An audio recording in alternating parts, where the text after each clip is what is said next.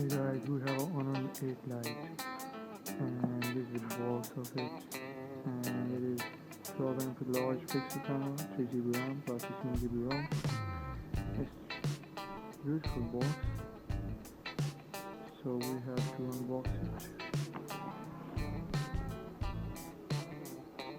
I have a camera in my one hand, that's why I have difficulty to make this video.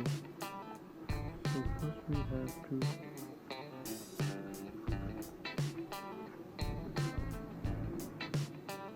this one and that on.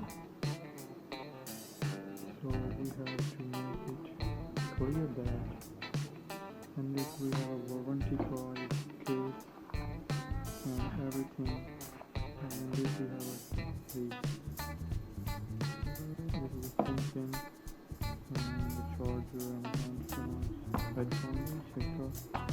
So this is type of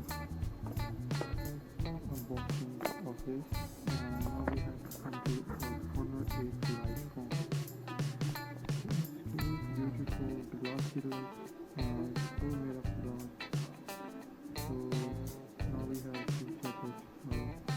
I have to unbox it first, so that's why I have to pack this phone because it was broken by me.